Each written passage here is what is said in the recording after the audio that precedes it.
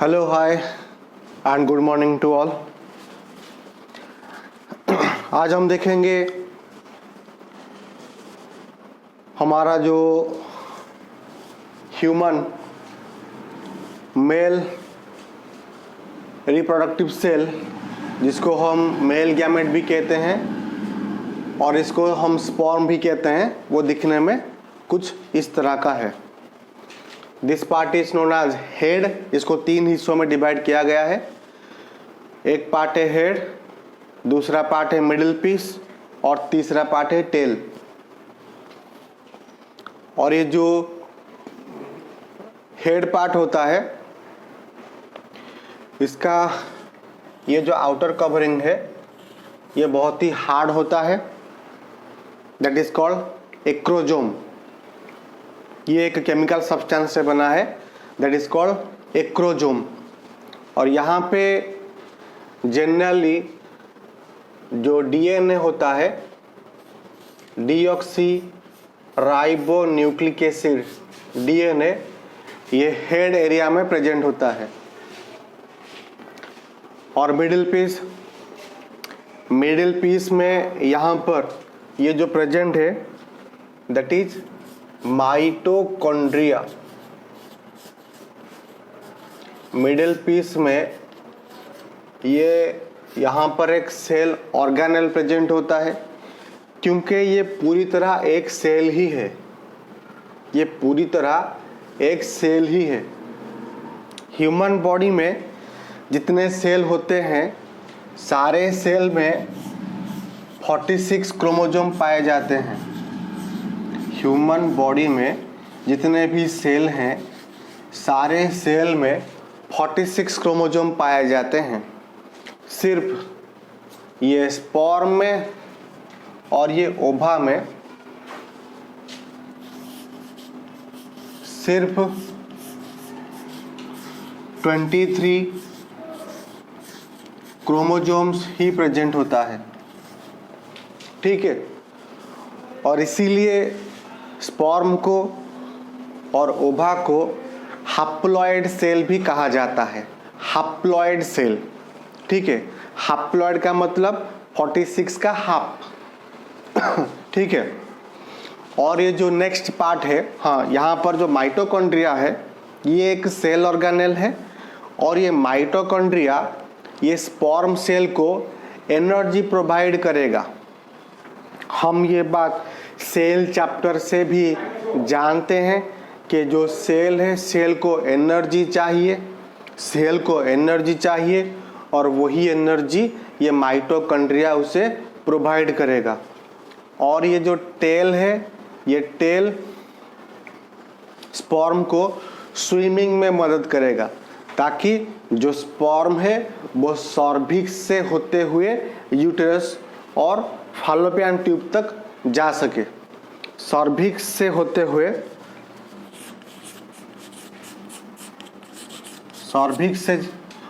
हुए यूटेरस जाएगा, और यूटेरस से जाएगा ओविडक्ट, और ओविडक्ट में फर्टिलाइजेशन होता है। तो ये डिस्टेंस कवर करने में ये टेल मदद करेगा। ठीक है। तो ये है स्पर्म सेल का। और यहाँ पर दिस इज ओवा, ये फीमेल गैमेट है। ये भी एक हैप्लॉइड सेल है, मतलब इसमें 23 क्रोमोसोम्स होता है। And this is nucleus. अब ये न्यूक्लियस में प्रेजेंट होता है डीएनए। ये न्यूक्लियस में प्रेजेंट होता है DNA, deoxy ribo nucleic acid. ठीक है। सो यहाँ पर ये 23 क्रोमोसोम्स इसके अंदर होंगे, और यहाँ पर 23 क्रोमोसोम्स इसके अंदर होंगे। डीएनए क्या है? क्रोमोसोम का एक पार्ट होता है डीएनए। ठीक है। क्रोमोसोम ये सेल के न्यूक्लियस में प्रेजेंट होता है। ये दिखने में कुछ थ्रेड के जैसा क्रोमोसोम। ठीक है। क्रोमोसोम का एक पार्ट होता है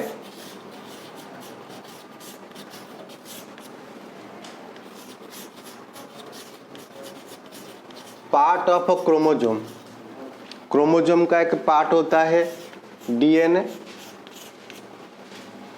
और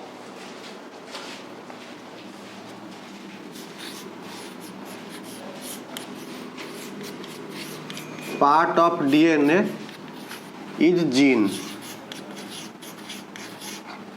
डीएनए का कुछ पार्ट होता है जीन, ठीक है, और जीन में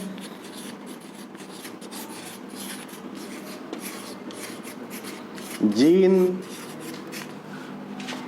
हैज आवर कैरेक्टर, ह्यूमन का जो कैरेक्टर है ये जीन डिसाइड करता है, ठीक है। तो इसमें 23 क्रोमोसोम्स हैं स्पर्म में, और ओवा में भी 23 क्रोमोसोम्स होते हैं। ये दोनों मिलके 46 क्रोमोसोम बनाते हैं, जिससे एक जाइगोट बनता है, ठीक है। यहाँ तक बिल्कुल समझ में आई, एकदम क्लियर है।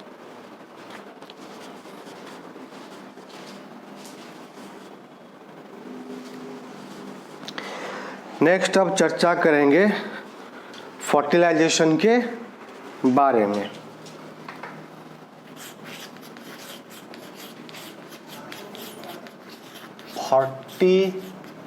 फर्टिलाइजेशन, फर्टिलाइजेशन का मतलब होता है meeting of sperm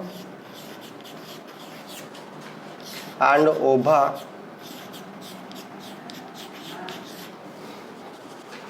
at the fallopian tube, ठीक है।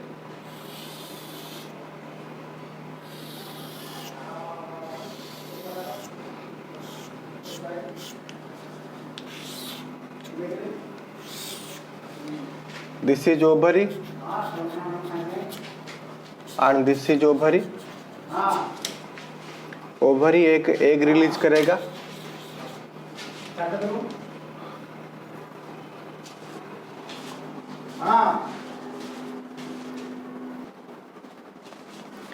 सो ओवरी एक एग रिलीज करेगा, और जो स्पर्म है ये सर्विक्स से होते हुए फैलोपियन ट्यूब में आएगा, और ये फैलोपियन ट्यूब में ही ओवारी से आया हुआ ओवा और स्पर्म दोनों मीट करेंगे। This process is known as fertilization, ठीक है। और फर्टिलाइजेशन होता है वो दो तरह का होता है, इंटरनल फर्टिलाइजेशन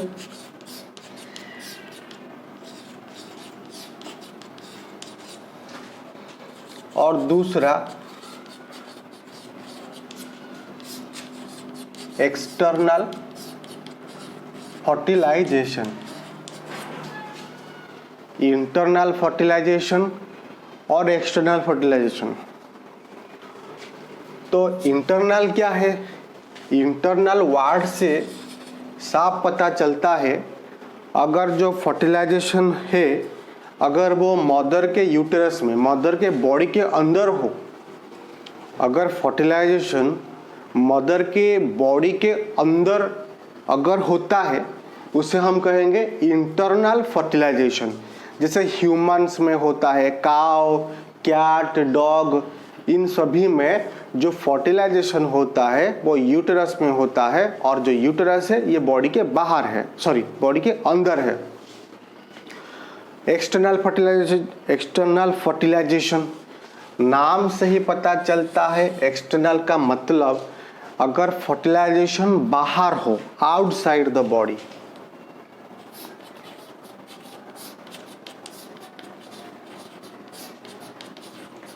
फर्टिलाइजेशन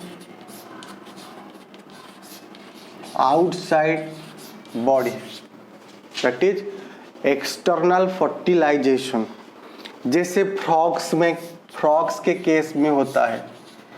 फ्रॉग्स में क्या होता है, जो फीमेल फ्रॉग है वो क्या करेगा, लगभग 1000 से ज़्यादा जो एग होता है ये पानी में छोड़ देगा।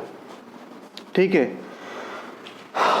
अब वो एग, मान लो कि ये एक एग है और इसका एक प्रोटेक्टिव लेयर है जो जेली से बना होता है। जेली, ये जेली से बना होता है। ठीक है, अब उसके बाद मेल फ्रॉग आएंगे। मेल फ्रॉग क्या करेगा, इसके ऊपर अपना जो स्पर्म है ये स्पर्म को छोड़ देगा। फिर से एक बार, जो फीमेल फ्रॉग है वो लगभग इतनी बड़ी संख्या में जो एग है ये पानी में ले करेगा। उसके बाद जो मेल फ्रॉग है वो मेल फ्रॉग इसके ऊपर अपना स्पर्म छोड़ देगा, जिससे यहाँ पर क्या होगा, जिससे यहाँ पर फर्टिलाइजेशन हो जाएगा। और जैसे कि आप यहाँ पर देख पा रहे हो, यहाँ पर जो फर्टिलाइजेशन प्रोसेस है ये बिल्कुल बॉडी के बाहर हुई।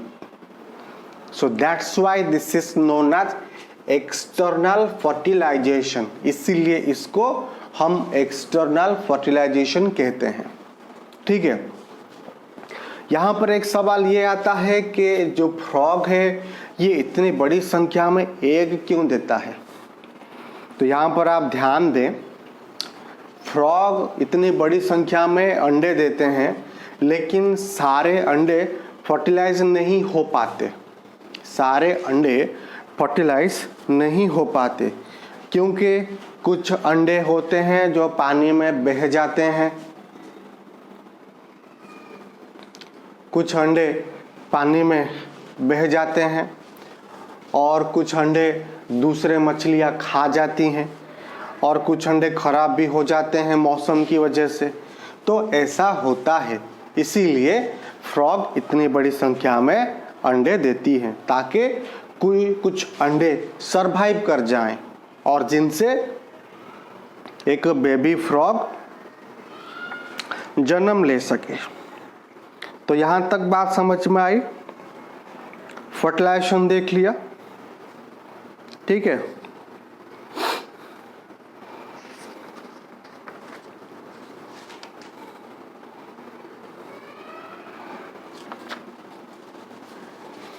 अब नेक्स्ट हम चर्चा करेंगे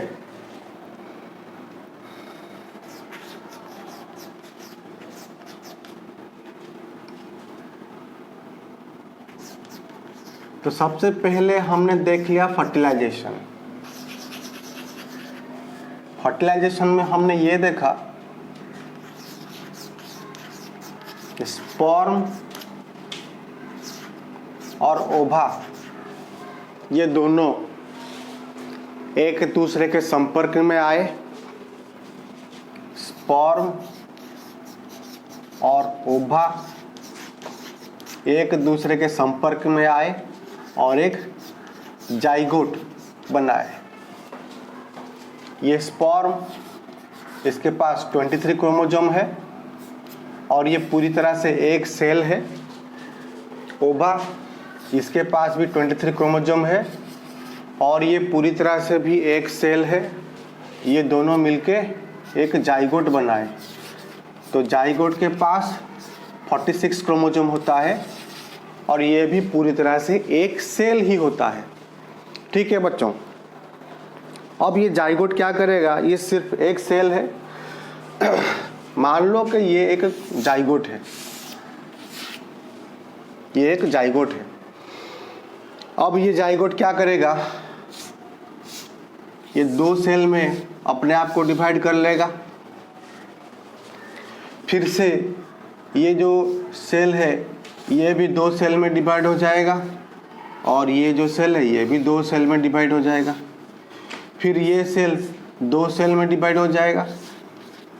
फिर ऐसे ये सेल ये भी 2 सेल में डिवाइड हो जाएगा, ये भी 2 सेल में डिवाइड हो जाएगा, और ये भी अपने आप को 2 सेल में डिवाइड कर जाएंगे। That is called cell division. ऐसा करते करते करते करते क्या होगा, एक सेल से हमको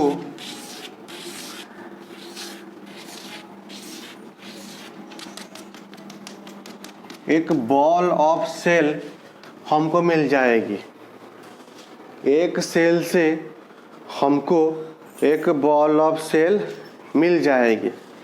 दिस इज कॉल्ड, इसको हम कहते हैं ब्लास्टोसिस्ट। इसको हम कहते हैं blastocyst. Blastocyst is a ball of cell. Blastocyst is a ball of cell, इसे हम कहते हैं ब्लास्टोसिस्ट। सो पहले फर्टिलाइजेशन हुआ जिससे जाइगोट मिला। जाइगोट एक सेल था जिससे डिवाइड होते होते होते हमको एक नंबर ऑफ सेल मिल गए जिसको हमने कहा blastocyst. And this stage of this baby is known as embryo.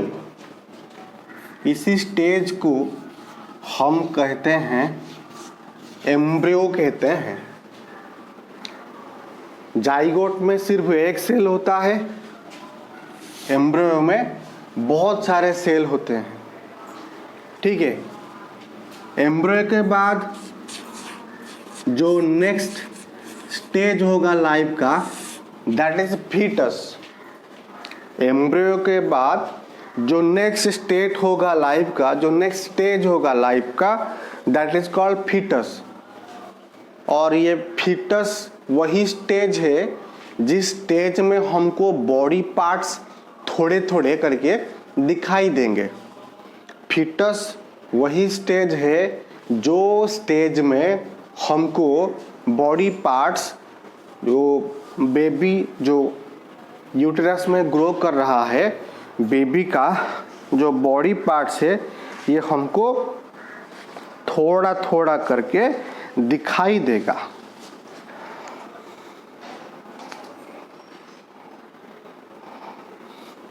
तो यहां तक क्लियर हुआ?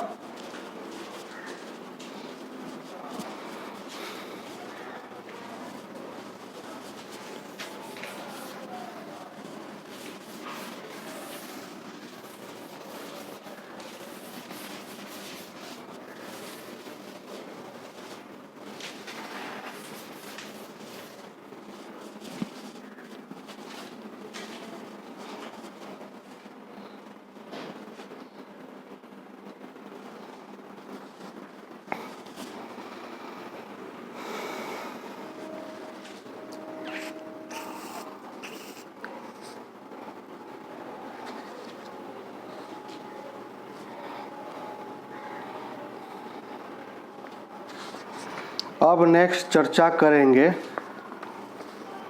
विविपारस animal and ओविपारस animal.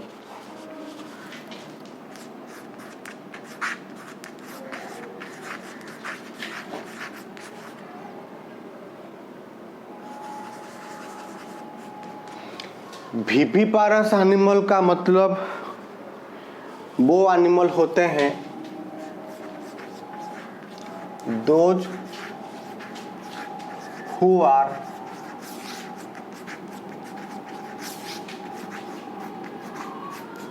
giving birth to babies।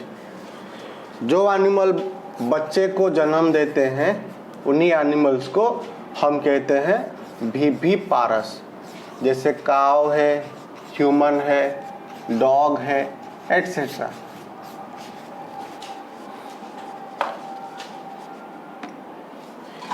इन्हीं सभी एनिमल्स को हम कहते हैं विविपारस। अब ये ओविपारस एनिमल क्या है?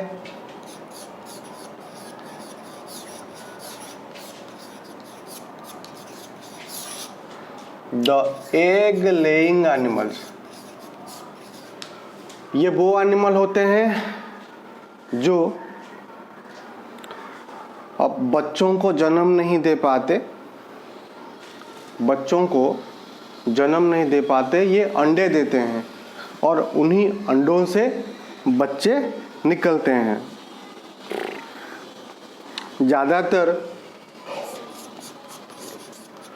मोस्टली बर्ड्स होते हैं, मोस्टली बर्ड्स, ज़्यादातर जो बार्ड होते हैं ये बार्ड्स विविपारस ही होते हैं। ठीक है, नेक्स्ट हम देखेंगे मेटामॉर्फोसिस।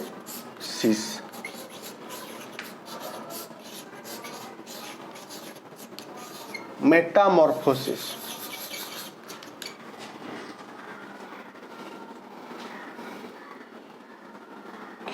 अब ये मेटामॉर्फोसिस क्या है?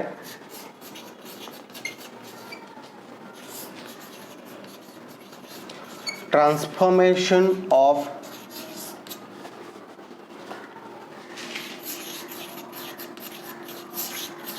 young ones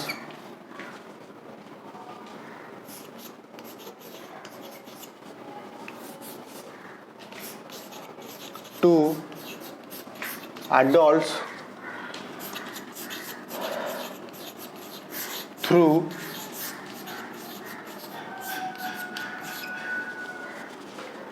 drastic changes. देखो,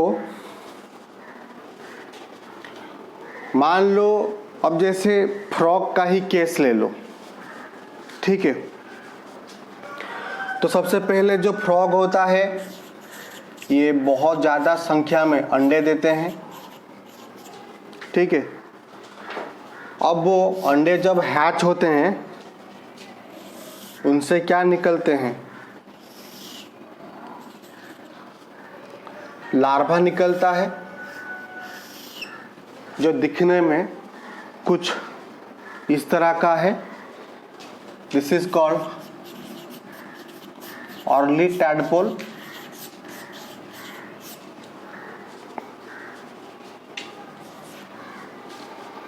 उसके नेक्स्ट स्टेज में ये जो टैडपोल है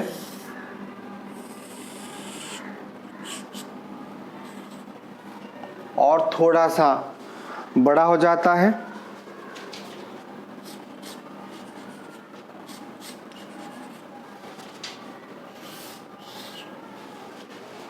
और लास्ट स्टेज में ये एकदम एक एडल्ट फ्रॉग बन जाता है। सो यहाँ पर आप साफ देख सकते हो, ये लार्वा, टैडपोल, अर्ली टैडपोल, ये लेट टैडपोल, लेट टैडपोल और बाद में हमको एडल्ट फ्रॉग मिलता है। तो ये first stage, second stage, third stage और फोर्थ स्टेज, ये 4 स्टेज में आप देखो जो फ्रॉग है इसका शेप, साइज बिल्कुल अलग है, एक दूसरे से बिल्कुल अलग है। अब जैसे बचपन में हमारे पास एक नाक, 2 आँख, 2 कान, 2 हाथ, 2 पैर थे, अभी भी हैं, कोई गायब नहीं हुआ। यहाँ शुरुआती स्टेज में आप देखोगे फ्रॉग के पास गिल्स होते थे, नहीं गिल्स नहीं, ये फिन है, स्विमिंग करने के लिए फिन होता था। लेकिन बाद में एक एडल्ट फ्रॉग में फिन नहीं होता है, सो उसके कुछ बॉडी पार्ट्स मिसिंग हो गए। अभी जैसे बचपन में हमारा जो चेहरा है बचपन में जैसा दिखता था अभी भी वैसा ही दिखता है। बचपन में जैसा चेहरा हमारा दिखता था अभी भी वैसा ही दिख रहा है, कोई चेंज नहीं हुआ। लेकिन यहाँ पर बहुत सारे चेंजेस हैं। This process is known as a metamorphosis. Metamorphosis एक ऐसा प्रोसेस है जिस प्रोसेस में क्या होता है, एक यंग वन एडल्ट से बिल्कुल अलग होता है। एक यंग एनिमल, वही यंग एनिमल अपने ही एडल्ट रूप से बिल्कुल अलग होता है। यहाँ पर ये जैसा दिखता है वहाँ पर ऐसा नहीं दिखता, यहाँ पर ये जैसा दिखता है यहाँ पर ऐसा नहीं दिखता, और यहाँ पर जैसा दिखता है यहाँ पर ऐसा नहीं दिखता। So this is known as Metamorphosis.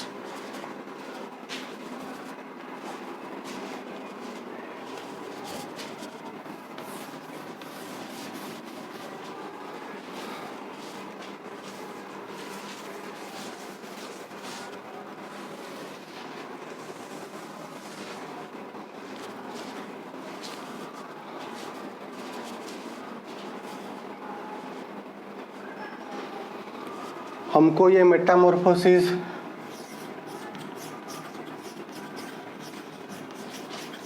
Silkworm के केस में भी देखने को मिलता है।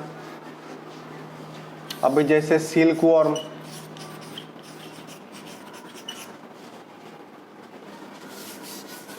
सबसे पहले जो सिल्क मोथ होता है ये क्या करेगा, एग देगा। एग जब हैच हो जाएंगे इनसे हमको लार्वा मिलेगा, लार्वाई। अब ये लार्वा जब बड़े हो जाएंगे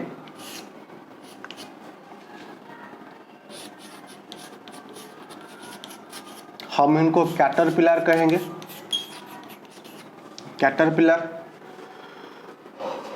कैटरपिलर का जो नेक्स्ट स्टेज होता है दैट इज कॉल्ड प्यूपा,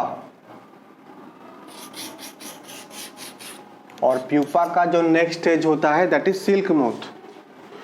सो यहाँ पर सिल्क मोथ और एग दोनों अलग हैं। एग से जब लार्वा निकलता है यहाँ पर भी ये दोनों दिखने में अलग है।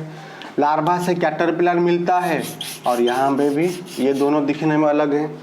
कैटरपिलर का जो नेक्स्ट स्टेज है दैट इज प्यूपा, यहाँ पर भी ये दोनों अलग हैं। और प्यूपा का जो नेक्स्ट स्टेज है सिल्क मोथ, यहाँ पर दिखने में एक दूसरे से दिखने में बहुत ही अलग हैं, दिखने में एक दूसरे से बहुत ही अलग हैं। So this drastic transformation